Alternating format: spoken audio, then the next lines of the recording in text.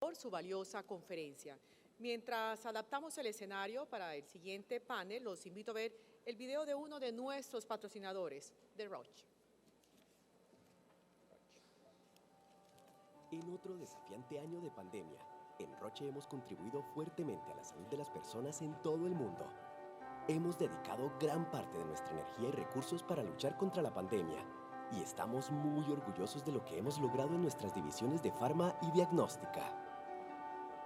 Este espíritu innovador también está posibilitando nuestro futuro con un pipeline que en 2021 tuvo indicadores importantes en áreas que incluyen oncología y neurología.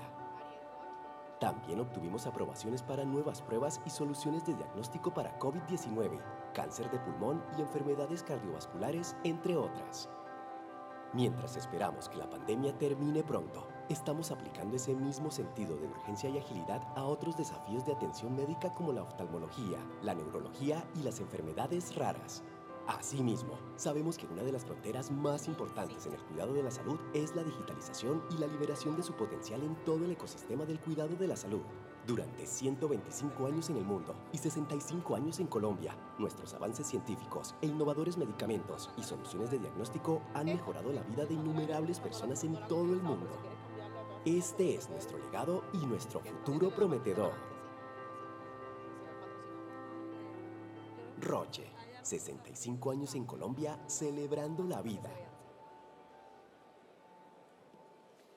Muy bien, vamos a dar paso al primer panel de este Foro de Salud y 28º Foro Farmacéutico de la ANDI. El panel es sobre gobernanza e instituciones del sistema de salud colombiano. Para ello, por favor, invito a subir al escenario a Aurelio Mejía, director de regulación del MinSIT, a Héctor Castro, exdirector y fundador de IETS, y como moderador estará el decano de la Escuela de Economía y Finanzas de la Universidad ICESI, Ramiro Guerrero.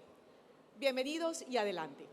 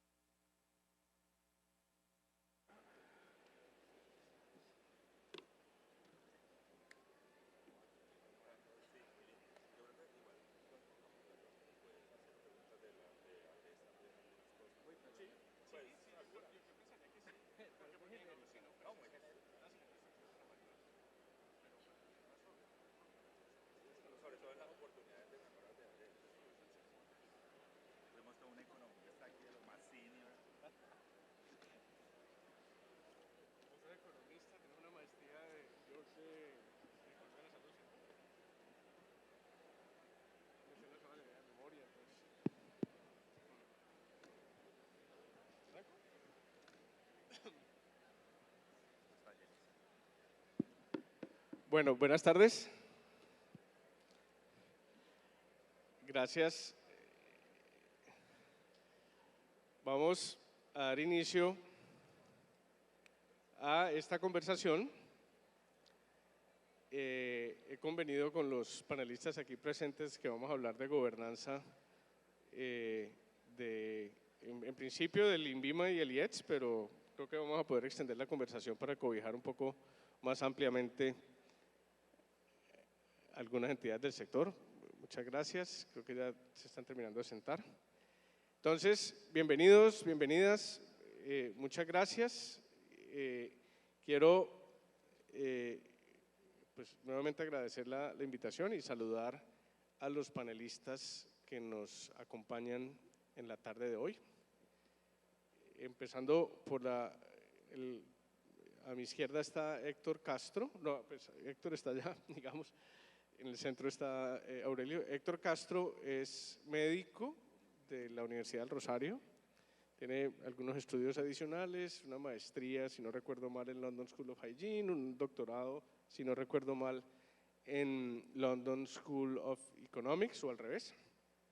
En economía de la salud, Héctor fue muy pionero en el tema de la evaluación de tecnología, que es un campo visto en perspectiva relativamente nuevo, que es el arte de establecer si un medicamento o una tecnología no solo es eficaz, digamos que eso es el oficio del INVIMA, sino si vale la pena invertir recursos públicos en ello, es decir, si el beneficio sanitario o social que produce supera su costo. Héctor fue muy pionero, digamos, en esas partes científicas, si se quiere.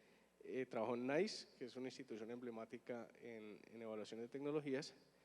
Felizmente regresó a Colombia y fue el primer director del IETS, cuando el IETS era el Instituto de Evaluación de Tecnologías en Salud, era apenas una idea con una mención furtiva en una ley. Le correspondió a Héctor la tarea de convertir esa vaga idea en la realidad institucional que terminó siendo el IETS. Y bueno, después ha tenido una trayectoria adicional, ha sido miembro del INHTA, que es el gremio mundial de agencias de evaluación de tecnologías. Ha hecho consultorías en varios continentes en esos temas, de manera que nos va a aportar una perspectiva muy interesante. Me acompaña también Aurelio Mejía. Aurelio, a diferencia de Héctor, Aurelio es economista, al igual que yo, de la Universidad de Antioquia. Se formó también en el campo de la evaluación de tecnologías en quizás la escuela más reconocida en ese campo, que es la Universidad de York en Inglaterra. Ha trabajado en el IETS, ha sido director de medicamentos en el ministerio, ha sido catedrático, ha trabajado en el Ministerio de Comercio, Industria y Comercio, y también tiene una perspectiva interesante en su recorrido por el sector. De manera que muchas gracias, Héctor, muchas gracias, Aurelio, y la idea es ver las instituciones en perspectiva, cómo han evolucionado a lo largo de los años, cómo se han desempeñado, cómo se han gobernado, qué cosas hemos aprendido como sector, qué cosas se pueden aprender. Y comienzo por preguntarle a a Héctor, no sé cuántos años ya después de la creación del IETS, casi 10 años por ahí, ¿cuál podría ser, digamos, un balance y una perspectiva respecto de la forma como se creó, cómo ha evolucionado, respecto de lo que se esperaba, respecto de cómo ha evolucionado el contexto, de manera que te pedimos esa perspectiva, Héctor. Claro, buenas tardes a todos y a todas. Un gusto verlos después de tantos años de encierro. Veo muy concurrida la audiencia, entonces estoy muy complacido de estar aquí. Yo preparé unas breves notas para mi intervención, una lista de esas de supermercado. Pero lo primero que quiero decir es que estoy muy complacido de estar acá. Lo segundo, estuve vinculado dentro de la creación del Instituto de Evaluación Tecnológica en Salud, pero yo creo que mentiría si dijera que fue un esfuerzo de una sola persona. Yo creo que muchas personas y a lo largo de cerca de una década o más venían pensando en cómo crear al Instituto de Evaluación Tecnológica en Salud. El modelo de creación del IETS fue un modelo convergente donde confluyeron el interés de los académicos. Habían personas que habían llegado de otras latitudes y se habían formado en temas de evaluación de tecnologías sanitarias desde las universidades y empezaron a formar capital humano, y desde el gobierno hubo varios champions de cargos ministeriales, de direcciones, de viceministerios, asesores técnicos que finalmente ayudaron a sacar adelante esta idea. Entonces, quiero ser justo también un poquito con la historia. Es cierto, el IETS cumple 10 años, fui su primer director. Quiero también aclarar que lo que voy a hablar hoy aquí no compromete necesariamente la posición de mi empleador actual. Actualmente soy el Head de Política Pública para Latinoamérica para Roche Pharma y estoy ubicado en Washington, D.C. Entonces, en relación al IETS, lo primero es que, y lo hablaba recientemente en alguna conversación con la doctora Adriana, yo creo que hay que reconocerle una gran cantidad de cosas valiosas. Lo primero es que ha prevalecido como institucionalidad. Después de 10 años, seguir vivo, después de una pandemia, después de diferentes prioridades que compiten, realmente requiere ser muy aguerrido para seguir ahí y seguir creciendo. Lo otro, el IETS ha ganado espacio. Fue creado por la Ley 1438 para informar planes de beneficios, para informar coberturas, para hacer evaluaciones económicas. para informar algo que todavía no hemos resuelto y es las decisiones asociadas con la judicialización de la salud. Ha sido influyente a lo largo de la pandemia, ayudó a informar decisiones en salud pública, ha trabajado con el Instituto Nacional de Salud, ayudó a trabajar en definición de algunas moléculas con uso que de alguna manera estuvo desorganizado en uso o prescripción por fuera de etiqueta, ayudando a organizar la casa con el Ministerio de Salud en diferentes iniciativas. Entonces yo creo que el IETS ha prevalecido y es una cosa que quisiera reconocer antes de hablar de algunas cosas en detalle. Sin embargo, yo creo que a pesar de estos éxitos relativos, el IETS se ha quedado un poco en el tiempo. Y si hoy revisamos un poquito la definición de qué es la evaluación de tecnologías sanitarias, esta cambió desde el año 2020. La evaluación de tecnologías sanitarias constituye en un proceso multidisciplinario que tiene métodos explícitos y que lo que hace es que mira el valor de una tecnología. Una tecnología en salud puede ser un medicamento, un dispositivo, un procedimiento a lo largo de su ciclo de vida, con el fin de informar decisiones en salud para promover sistemas de salud más eficientes, más equitativos y de alta calidad, no solamente planes de beneficio. Y cuando hablamos de valor, y por favor los economistas no me vayan a chiviar la respuesta, yo les pregunto a ustedes, ¿quiénes de ustedes tienen bicicleta? Por favor levanten la mano. Muy bien. Y si uno le preguntara al público que tiene bicicleta, ¿cuál es el valor de su bicicleta? Algunos me dirían 500.000 pesos, 2 millones, 5 millones, 10 millones. Los más chicaneros dirían que 20 millones. Pero resulta que con mucha frecuencia confundimos la definición de valor con la definición de precio. Si alguna persona, y sobre todo los economistas que conocen muy bien el concepto de valor, les hiciéramos la misma pregunta, probablemente dirían, el valor de mi bicicleta para mí consiste en que me permite hacer ejercicio, en que me permite llegar a tiempo, en que me reduce mi huella de carbono en este planeta, en que me gusta simplemente sentir el viento en la cara o el smog en la cara, lo que sea, pero hay múltiples variables para definir valor en el caso de la bicicleta. Sin embargo, en salud nos hemos quedado midiendo valor solamente desde la perspectiva del costo y la efectividad.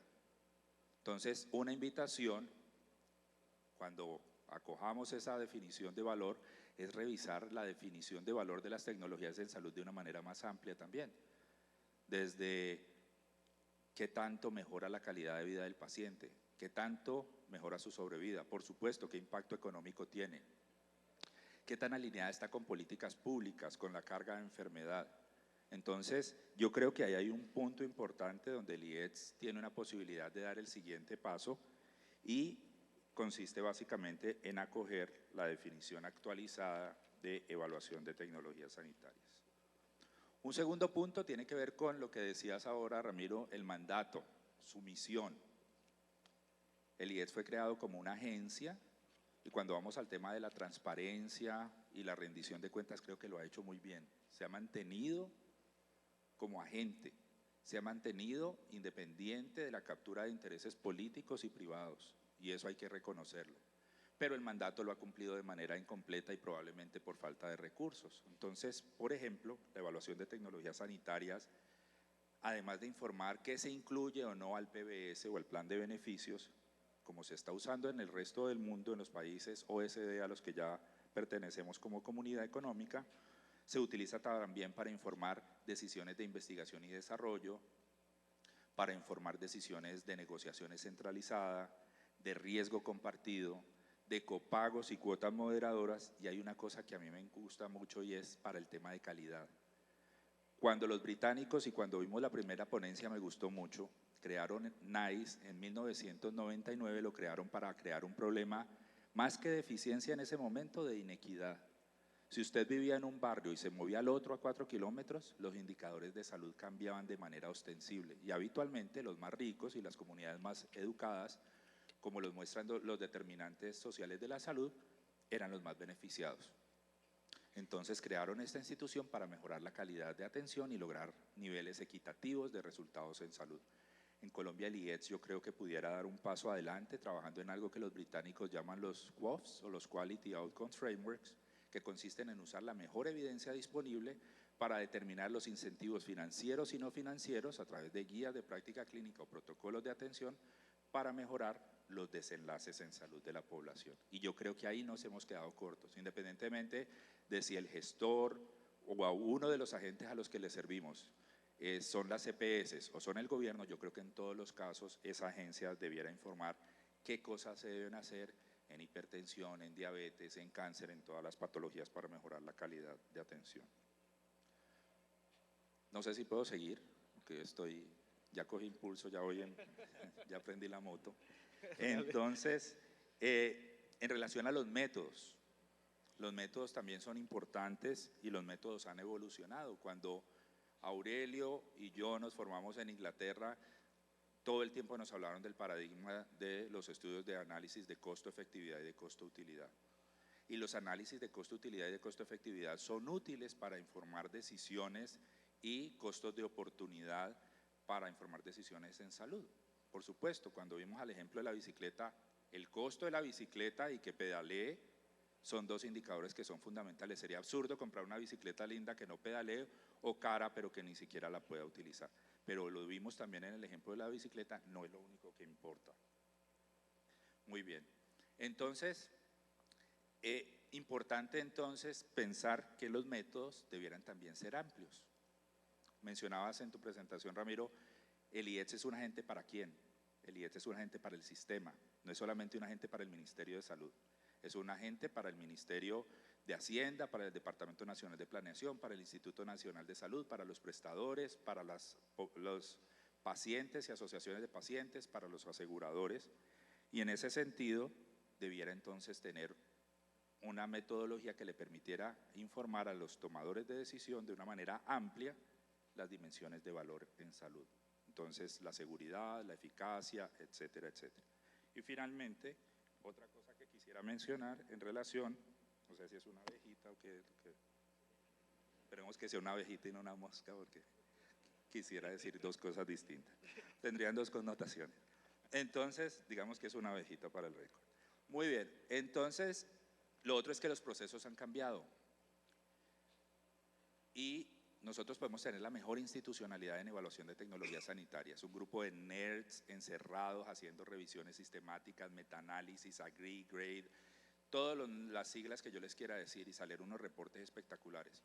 Pero si esto llega a un escritorio del ministerio, donde un funcionario que no tiene interés en que esto se publique, en que se implemente, o simplemente lo modifica porque es finalmente quien paga por el estudio, pues estamos perdiendo la tarea. Entonces yo creo que en los procesos también tenemos que mejorar y es garantizar tener un cuerpo colegiado donde se tomen decisiones de manera amplia, considerando todas las dimensiones de valor y donde además hayan procesos deliberativos y participativos de todos aquellos que se van a beneficiar o que se van a perjudicar por las decisiones en salud. Hay un tema que tiene que ver con el financiamiento.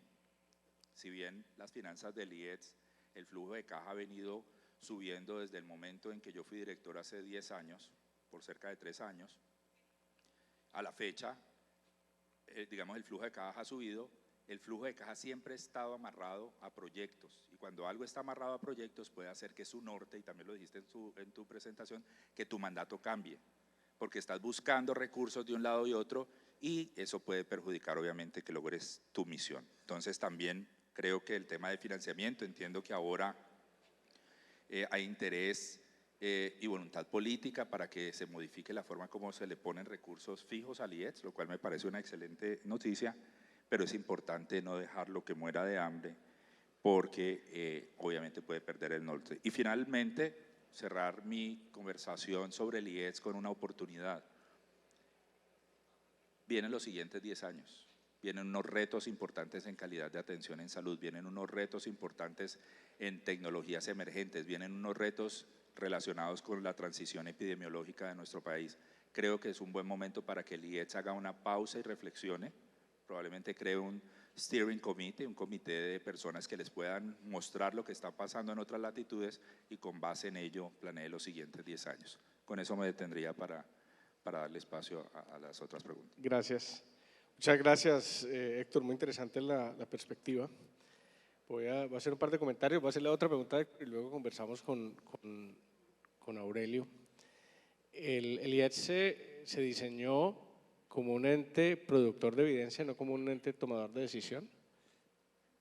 Quizá eso ayudó a protegerlo de alguna manera, digamos, a blindarlo porque normalmente quien toma la decisión es objeto de mayores presiones.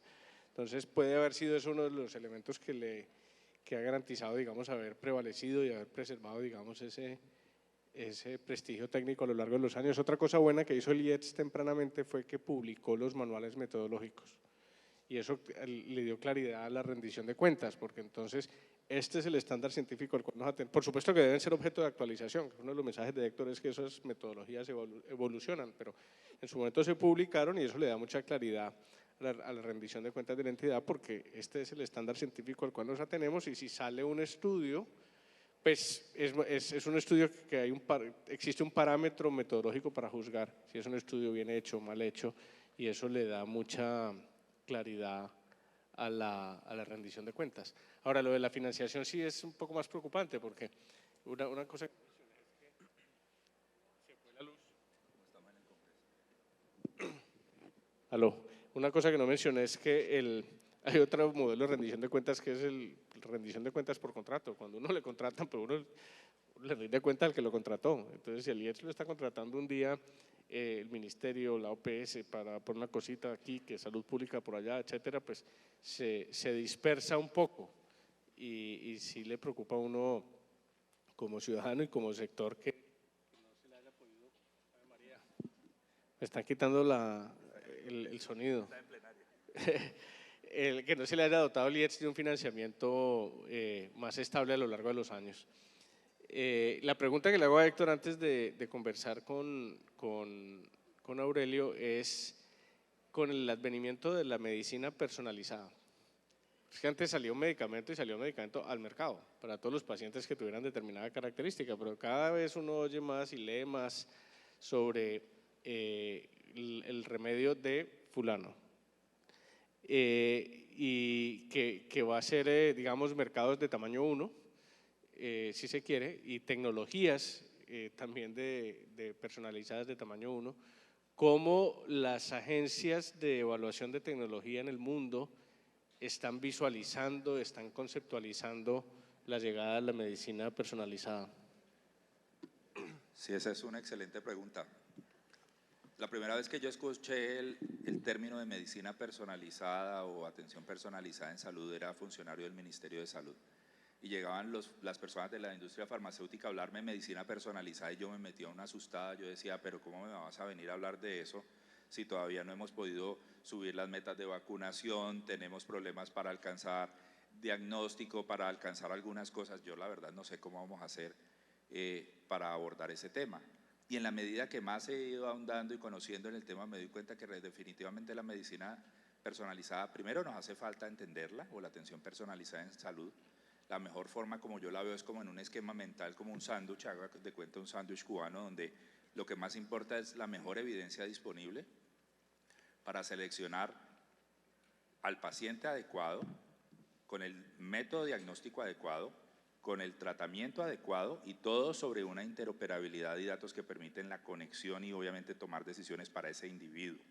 Entonces el rol no solo de la agencia regulatoria consiste en garantizar que obviamente se permee el conocimiento en relación a estas tecnologías, sino que para la agencia de evaluación de tecnologías sanitarias es fundamental empezar a mostrar la evidencia que va saliendo. Si, por ejemplo, una tecnología sirve para una población muy específica, con un biomarcador específico, es importante que esto salga a la luz pública, porque desperdiciaría dinero un financiador, sea público o privado, si invierte en esa tecnología y se la da a todo el mundo sin haber tenido en cuenta la evidencia. Entonces, también los métodos, también la forma de tomar decisiones debe tenerse en consideración. Hay otra cosa en la que yo creo que las agencias deben madurar, y es en el uso de los datos del mundo real y la evidencia del mundo real. No solamente para efectos de decir sí, se financia con recursos públicos una tecnología, sino a posteriori si la vamos a seguir financiando y si se logró la oferta de valor que me dijeron al momento de negociarla. Entonces yo creo que esos dos componentes deben evolucionar en las agencias de evaluación de tecnología a la luz de la atención personalizada en salud. Muchas gracias, Héctor. Muy interesante lo del seguimiento posterior, ¿no? Sobre todo con esas tecnologías tan nuevas. Gracias por esta perspectiva. Entonces, conversemos ahora con Aurelio, que tiene, pues, como les contaba al principio, este recorrido por el sector y ha podido observar, digamos, las instituciones del sector desde diferentes perspectivas y posiciones. Y quisiera preguntarte, Aurelio, por el INVIMA. ¿Cuál es, digamos, cuál podría ser una perspectiva sobre el INVIMA a lo largo de los años que nos pudieras compartir? Gracias, Ramiro. Muy buenas tardes a todos. Muchas gracias a la ANDI por la invitación. Un gusto estarlos acompañando acá. En mi paso por el sector salud, fundamentalmente, por supuesto, uno ve el INVIMA como esa agencia sanitaria que protege la salud de los colombianos, nos garantiza, porque justamente ese es su rol. Y pensando un poco en las preguntas que tú hacías, tiene su meta, está definida, debe proteger la salud de los colombianos y se ha logrado convertir en el conocimiento de las personas, infortunadamente a diferencia del IEDS, que todavía no lo conocen la mayoría de las personas, el INVIMA sí, y se ha logrado posicionar como esa agencia que justamente busca proteger la salud de las personas a través de distintos registros sanitarios, acciones de vigilancia, control. Más allá de que las personas puede que no conozcan la operación específica, sí asocian el INVIMA como con esa agencia del Estado que nos garantiza la calidad y seguridad de medicamentos, alimentos, bebidas, cosméticos, entre otros. Esta evolución muy positiva que ha tenido el INVIMA, infortunadamente en los últimos años hemos visto cómo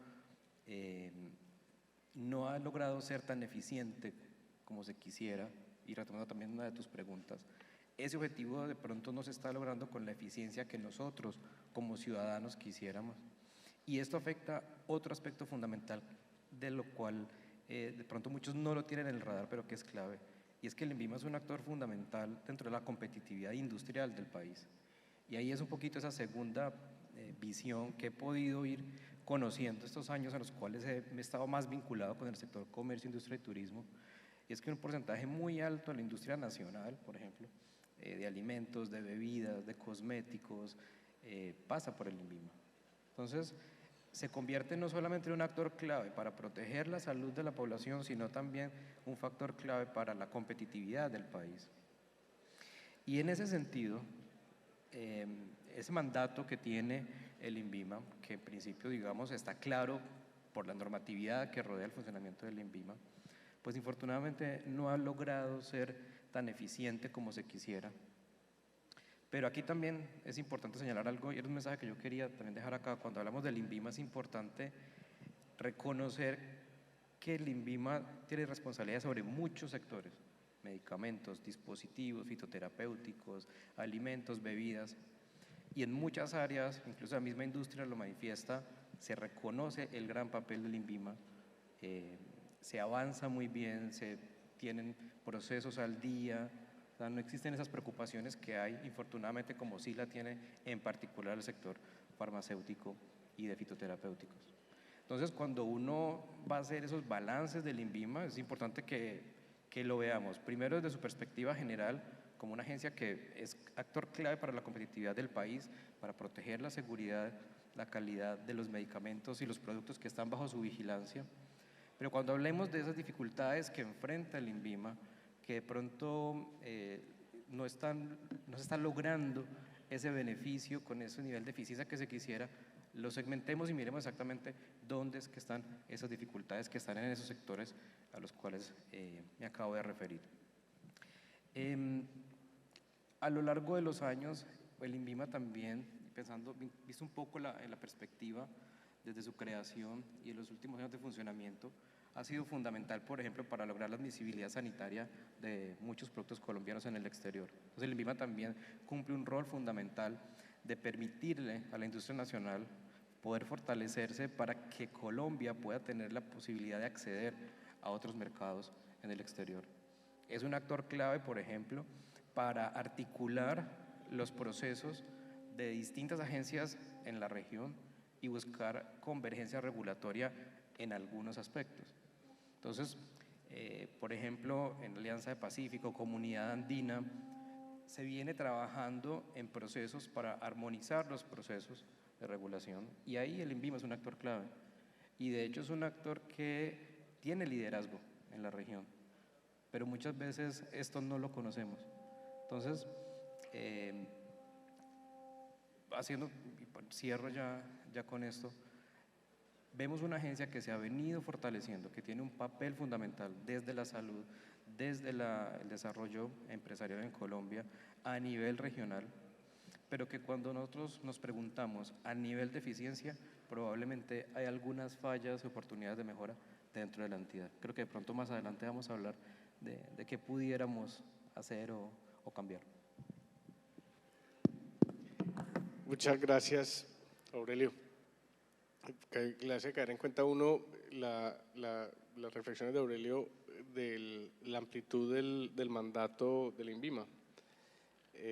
Pues aquí tenemos un auditorio lleno del sector salud, pero si invitáramos a la Cámara de Alimentos estaría otro igual de lleno, queriendo escuchar sobre el INVIMA y las cosas que puedan hacerse para mejorarlo, pero la verdad es que cobija no solo el sector salud, sino muchas otras industrias, y lo cual lo hace pues complejo. Yo sé que hace que ya van a ser 10 años, le hicieron un aumento de planta presupuestal, etcétera. Ha habido como intentos por fortalecerlo, pero me pregunto yo si se da abasto con las tareas que tiene. Y bueno, como decíamos también al principio, pues las entidades tienen el deber de rendir cuentas por su eficiencia. Y mencionaba Aurelio retos de eficiencia que pudiera enfrentar el INVIMA, lo cual lleva a la pregunta natural de qué cosas se podrían hacer en general para abordar las dificultades o los retos que pueda tener hoy en día el INVIMA, Aurelio. Yo quisiera abordar este análisis con 3 aspectos. Primero, hablando justamente de las competencias, ese mandato. Entonces, el INVIMA es una agencia que no define qué debe hacer, ejecuta lo que la ley, los decretos del Ministerio de Salud, las resoluciones le ordenan. Luego, lo primero es ver que de ese mandato, por ejemplo, hoy requiere algún tipo de revisión. En el marco de los pactos por el crecimiento del sector, para poner un ejemplo, se hizo la revisión del decreto 677 y próximamente se va a expedir este decreto, donde justamente se van a incorporar mejoras en los procesos, porque muchas veces es el INVIMA quien directamente no tenía las herramientas o el marco para ser más eficiente, para reducir algunos procesos que eran a todas luces innecesarios en este momento. Entonces, lo primero y que ya se está haciendo, al menos en el marco del decreto 677 para medicamentos, son unas mejoras, pero que hay que revisar, por ejemplo, si existen otras alternativas que vale la pena explorar como país. Una discusión que yo quisiera poner acá sobre la mesa es, por ejemplo, ver cómo desde el sistema de salud podemos empezar a ser usuarios de la infraestructura de la calidad de Colombia, ¿sí? ¿A qué me refiero con esto? En otras agencias sanitarias, por ejemplo en Europa, existen terceros acreditados por la autoridad sanitaria que pueden adelantar algunos procesos y esto puede disminuir los tiempos, los recursos, el tiempo que invierte la agencia sanitaria realizando evaluaciones de temas muy técnicos que perfectamente pudiera ser un tercero acreditado con unas condiciones muy rigurosas sin que el INVIMA pierda la competencia de vigilancia y de control sobre estos terceros. Esa discusión tiene sus pros, tiene sus contras, siento que estamos en mora de hacerla porque definitivamente existe la posibilidad. O sea, no seríamos los primeros en el mundo en explorar esa alternativa de terceros acreditados que evalúen algún aspecto en algunos procesos del INVIMA, llámese verificaciones de buenas prácticas de manufactura, para poner solamente un ejemplo. Lo segundo, y es un poco desde esta primera perspectiva de competencias, es cómo buscar que el INVIMA empiece, como agencia sanitaria, empecemos a avanzar más hacia una evaluación, una agencia más enfocada en la evaluación en función del riesgo. Me explico, buscar que dediquemos menos tiempo, menos capacidad a esas revisiones iniciales documentales, que empecemos a hacer uso de terceros acreditados, más evidencia de otras agencias regulatorias y enfocarnos, por ejemplo, en vigilancia del mercado, porque es ahí donde la agencia sanitaria tiene ese rol clave de vigilar que efectivamente los medicamentos, para referirnos específicamente a este sector, no estén generando riesgos para la población.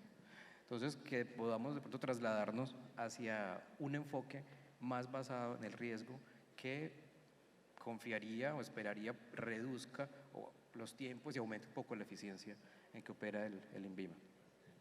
Eso, aunque son discusiones que involucran más allá estrictamente el INVIMA porque abarcan, de hecho, el Ministerio de Comercio, el Ministerio de Salud, por supuesto, es a nivel gobierno más macro.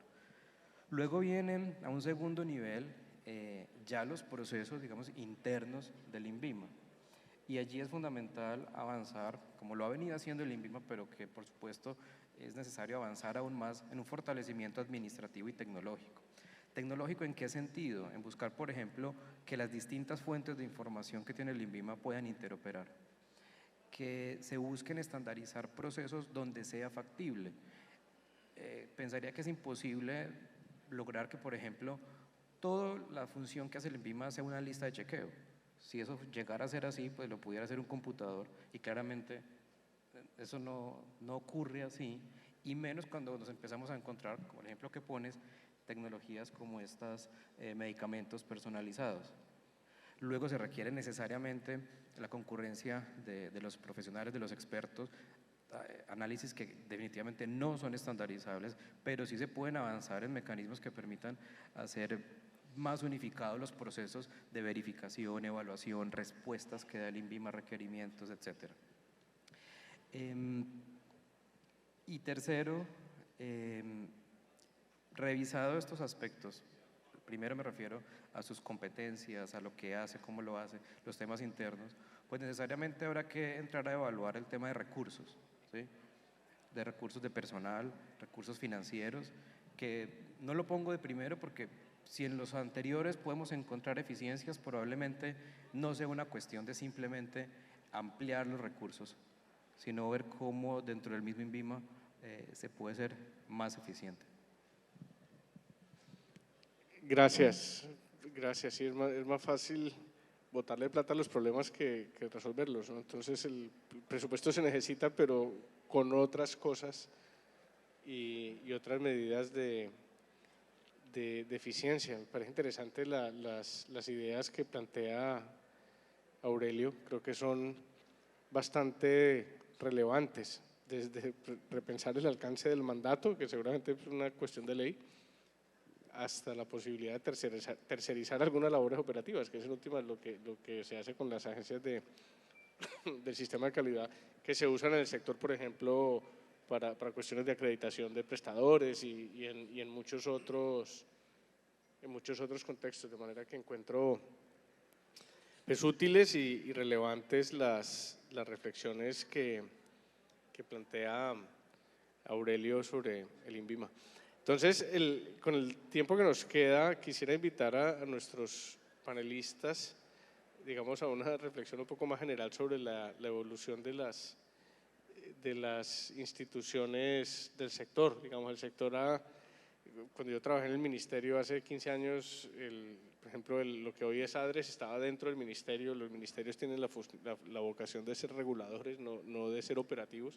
Eso se sacó, lo cual implicaba ciertos riesgos porque la ADRES le daba a uno miedo que semejante cantidad de dinero pues fuera a quedar en quién sabe qué manos, y felizmente ha evolucionado, digamos, con un manejo técnico que ha descargado, digamos, al ministerio de una labor operativa que era brutal, cosa que me consta, y le ha permitido, digamos, al ministerio enfocarse en zapatero a sus zapatos. Entonces ha habido como desarrollos en el sector en materia de información, muchas cosas muy interesantes. Yo creo que el panel y la presentación que siguen después de esta van a ser muy interesantes, todo lo que está ocurriendo con interoperabilidad de sistemas, que es algo que mencionaba Aurelio como una de las cosas que podría contribuir a la eficiencia del sector.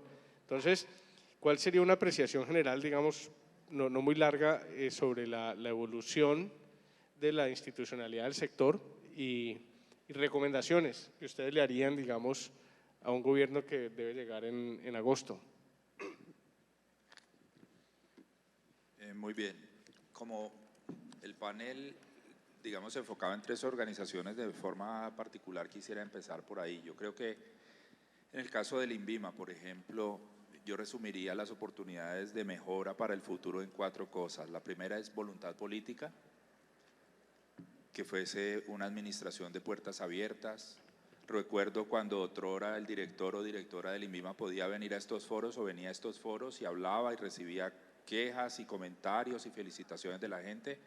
Creo que sería bueno tener un tipo de administración de ese tipo. Lo segundo, no reinventar la rueda. Existe en el caso del INVIMA Regulatory Reliance, que es seguir los preceptos y los métodos de buenas prácticas de manufactura, de buenas prácticas regulatorias, que emanan de la OMS y de la OPS. Estas no son inventadas, sino construidas por la comunidad global, y nuevamente yo creo que valdría la pena acogerlas. Transparencia y predictibilidad, que los tiempos sean claros, que los movimientos sean claros, que los resultados sean los esperables. A más B debiera ser igual a C y no A más B debiera ser igual a un signo de interrogación. Modernización, evitar futuros hackeos, pero también mejorar los tiempos. Es increíble cómo países como por ejemplo El Salvador pasaron de tiempos de periodos regulatorios de varios años a 6, 9 meses. Como en el momento de la pandemia fueron incluso pioneros en decidir cosas como los boosters de las vacunas por encima de agencias reputadas como la FDA. Ese sería mi gran mensaje de pronto para una entidad como el INVIMA y desde una perspectiva de un tercero. Para ADRES me parece que, como lo decía Ramiro, lo está haciendo bien. También cuando yo trabajé en el ministerio estaba apenas naciendo, estaba haciendo la decisión. Lo más importante es que los recursos se ve, están allí. Siento que de pronto la oportunidad pensando a futuro sería en no constituirlo solamente en una unidad transaccional que mueve el flujo de caja y que paga por cápita o simplemente paga unas sumas de dinero basadas en una factura, sino pensar en no solamente ser transaccional, sino más estratégico, hacer compra estratégica debido a que engloba los recursos del sistema a través de negociaciones centralizadas, por ejemplo, de medicamentos que no hacen parte del plan de beneficios.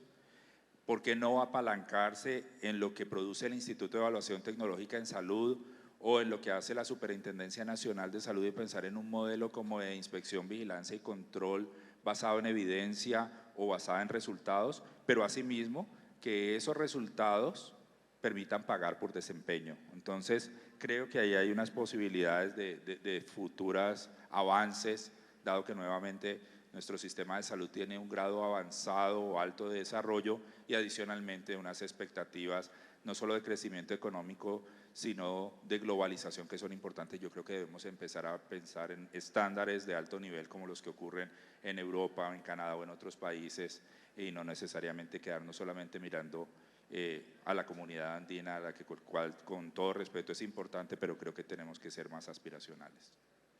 Muchas gracias, Héctor.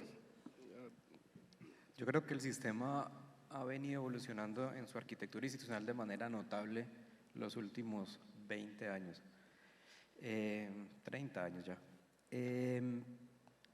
Sin embargo, a pesar de que hemos venido llenando como esos espacios que se iban identificando como brechas, piense cuando se crea el IETS, que llena una brecha entre la evidencia, el tomador de decisiones, y en qué se fundamentaba esas decisiones, por ejemplo, de inclusión a un plan de beneficios. Se avanza en crear una entidad como la ADRES. Nos falta que se consolide como esa instancia o ese mecanismo de articulación a nivel mucho más macro. Tú lo mencionaste en tu presentación al inicio y lo comparto, o sea, como ese force espacio donde se puedan dar esas discusiones a nivel macro entre esos actores. Creo que no se ha logrado consolidar. El Consejo en su momento fue una instancia, pero que no funcionó. Está en ese momento la instancia asesora, pero por lo menos no percibo que exista ese nivel de discusión y articulación a ese nivel que siento que debería darse para que se den esas discusiones que deben existir necesariamente entre ADRES, IETS e INVIMA, por ejemplo. Necesariamente cada uno tiene sus competencias, por supuesto, pero definitivamente sí se deben buscar esos espacios de una mayor articulación a ese nivel. Brevemente, yo solamente me quisiera referir un poco al IETS para no repetir los comentarios que hace Héctor, que comparto, yo sí siento que un tema fundamental del IETS es de verdad la financiación. Creo que en este caso en particular, financiación sí es una limitación importante para que el IETS, por ejemplo, esté pensando en esas nuevas formas de evaluación de valor.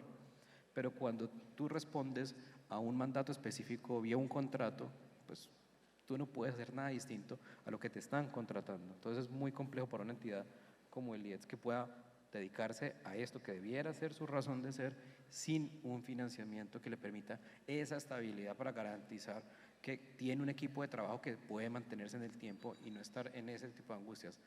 Si miramos toda la arquitectura del sistema de salud, es la única que no tiene al menos un presupuesto, así sea mínimo, para garantizar ese funcionamiento. Muy válido. Escuchando a Aurelio, caigo en cuenta que parte de lo que hace el IETS se puede comparar con lo que hace el DANE, que es producir evidencia sobre, y eso es un bien público, esencialmente. Y los bienes públicos se financian con recursos públicos, digamos, estables. Y si ese, yo diría, comparto plenamente el sentido de urgencia que transmite Aurelio respecto de la necesidad de poder dotar a la institución de un financiamiento estable y al mismo tiempo que se preserve la independencia que ha logrado respecto de los intereses políticos, burocráticos, etcétera, que es uno de los logros que resaltaba Héctor al inicio de la presentación. Yo creo que han sido muy interesantes los temas que nos han compartido Aurelio y Héctor sobre las dimensiones del valor. Hablaba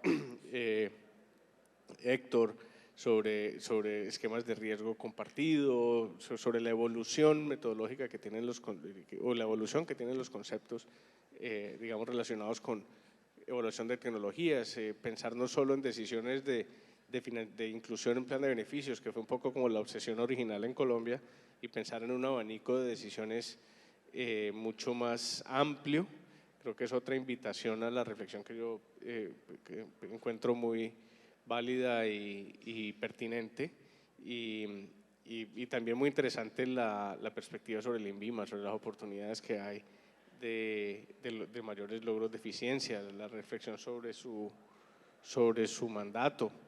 Y de manera que quiero pues agradecer a los panelistas. Creo que ha sido una perspectiva interesante sobre el governance del sector, sobre los retos. Creo que quedamos con buenas preguntas y nos han picado el cerebro sobre lo que viene, que es en lo que deberíamos estar pensando en este momento. De manera que quiero agradecer muy especialmente a nuestros panelistas y a todos quienes están presentes por la atención. Y bueno, esperamos seguirnos viendo en el curso de estos días y también disfrutar del panel que seguirá más adelante, que también es muy interesante. Muchas gracias.